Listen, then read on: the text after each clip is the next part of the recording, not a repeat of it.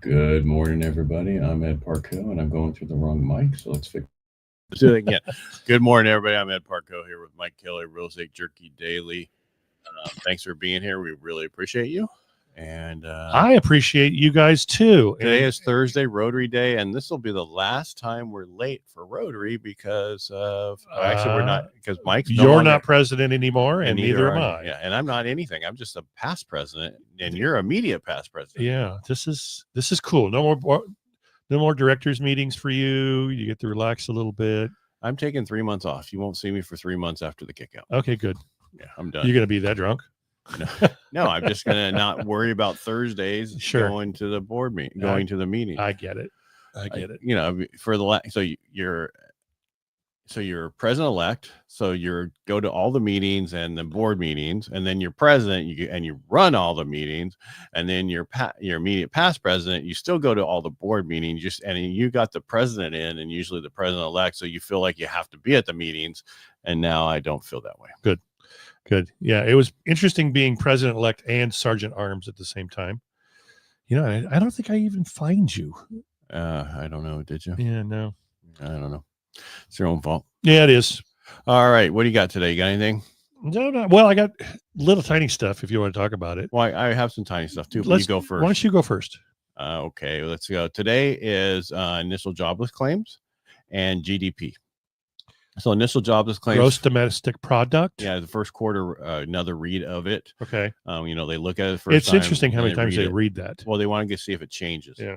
You know, so it's like when the bombs hit, they're like, there could be no damage or could be a lot of damage. Yep. But everybody goes, there's no damage. CNN and whatever. And everything's underground. Just don't go underground. It's all underground. Yeah. Yeah.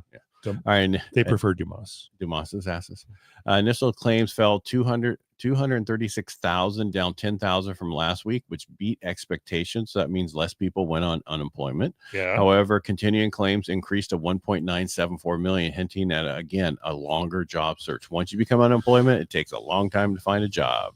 Mm-hmm. So don't get unemployed if you can.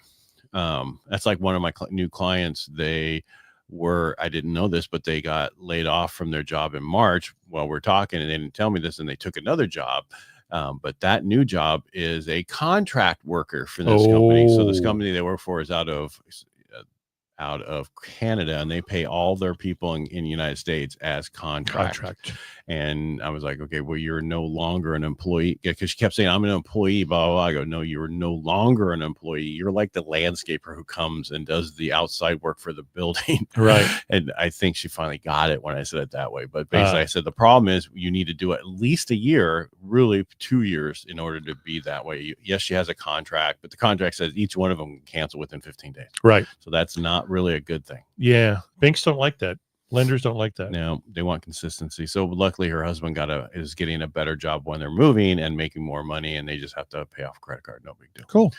All right. So now we get back to a final quarter of first GDP. They showed a deeper decline of negative 5% down from the prior estimate of a negative 2%. Okay. That's a huge sharp drop compared to fourth quarter of a plus 0.24. Ooh. So basically our durable good orders went down. That just means the GDP went down, and that's basically what happened. Yeah. Overall, and everybody's like, well, you know, it's had nothing to do with really tariffs at that time. Tariffs a little bit later. What else we had? Pending home sales climbed 1.8% in May, beating forecast of a 3% decline. What were you pointing at? That's what I had up here, so that's good. Oh, I'm sorry. No, that's fine. Watch, it's gone. Okay. Housing construction is stalling. Yeah. According to, we talked about this yesterday a little bit about new home sales are down. Somebody out there is saying housing construction is dead under the current rate conditions. New home sales badly missed estimates, and prior months were revised down. Builders' profit margins are tightening, and permits and starts are now are now at recession levels. Gotcha. Despite flat sales data. Builder confidence is collapsing. Builder sentiment is near COVID era lows, especially among smaller builders. Many had hoped rates would fall by now, but mortgage rates are still around 7%. I'm not stating the rate. I'm just reading something else. Mm-hmm. The caution flags about this: completed homes for sales are now at 119,000, a historical critical threshold for builders. Typically pull back when they have that many houses sitting there ready to go. Unstarted homes hit a record of 117,000, meaning builders are waiting for better rate conditions before breaking ground. Gotcha. So this is not a good thing right now for new home builders. That's why you can get an amazing deal if somebody had built a house and they walked away from it, because they can't. A lot of people cancel their contracts. Yep. So you walk in, take over, boom, boom, boom, and get some good stuff. So bottom line, builders are sitting on future projects, but won't move forward unless the mortgage rates dip towards 6%. If 6% is a no-go, then expect less construction going out there is basically what they're saying. Yeah. So that's what I had for that information. The other stuff I had was the Federal Reserve has proposed a rollback of capital requirements that could unlock billions by lowering reserve thresholds, which would give banks more room to lend. The proposed rule would lower capital requirements to a range of 3.5% to 4.5% from the 5%. And this is from Treasury Secretary Scott Bessent. He believes that this proposal enacted would see tens of basis points in benefits to Treasury yields.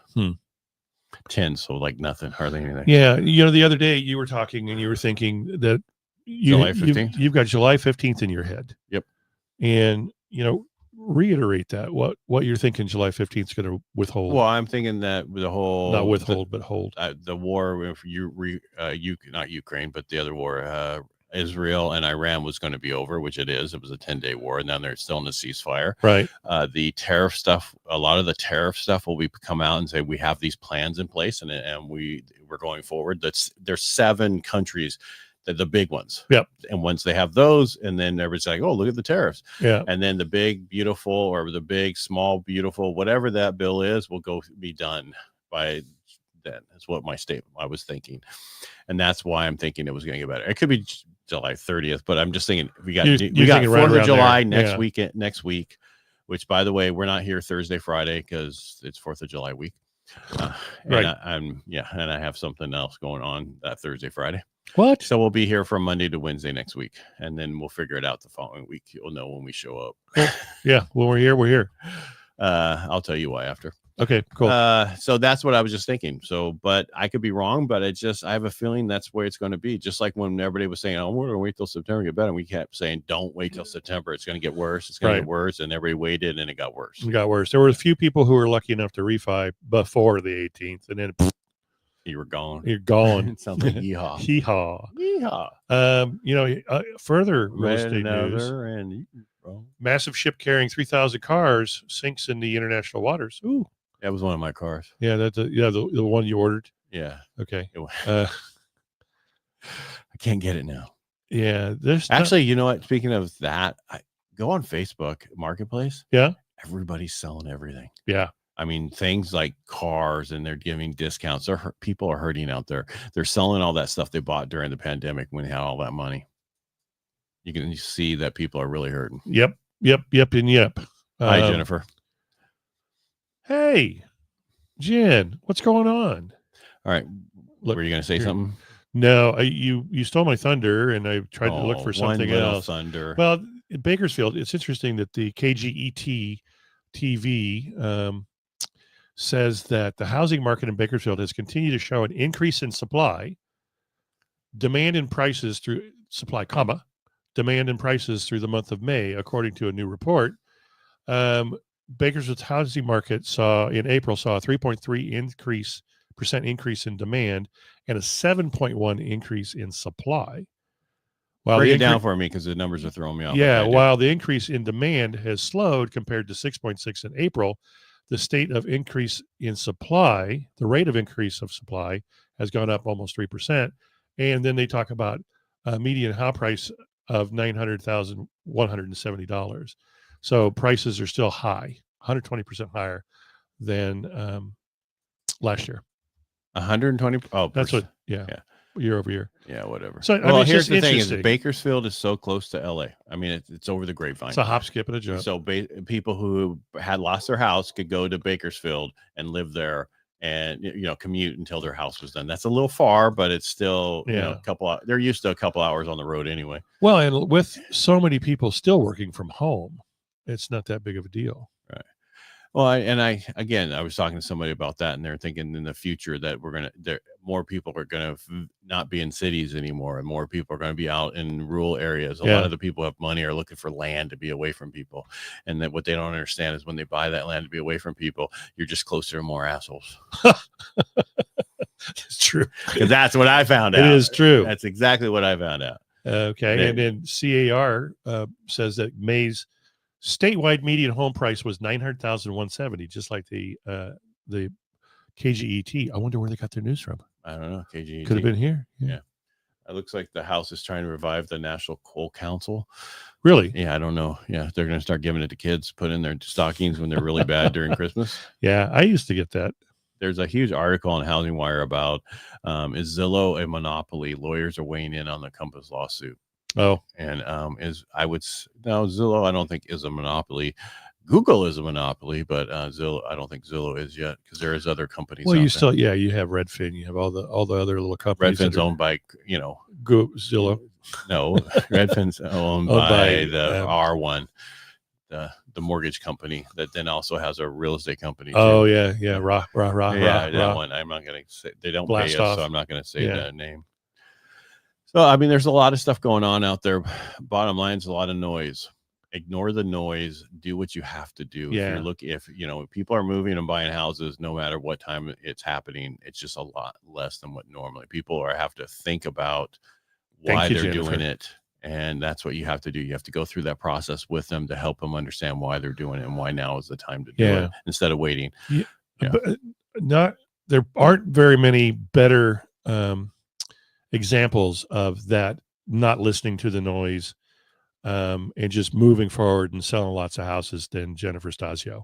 She kicks ass all the time. She doesn't pay attention to all that BS that's out there, and just provides amazing assistance and closes escrows. I'm proud of her. Oh, there you go. There I go. Oh, I got a podcast today at 7:45. I have one this morning at 8:30. No, it's 7:45 p.m. PM. Yeah, they must be over in Bangladesh or something like that. Yeah, you're gonna be able to understand them. Yeah, there's been some real funny ones with this. Anyway, we'll talk offline so I don't get in trouble. There we go. All right, that's pretty much all I had for today. Again, thanks for everybody listening to us. We'll be back tomorrow. We'll have the California numbers for you, and we'll have some other news. Yes, we will. All right, make it a great day, and we will talk to you tomorrow. Mike, thanks for being here. Ed, thanks for having me, and peace out, brothers and sisters. All right, bye.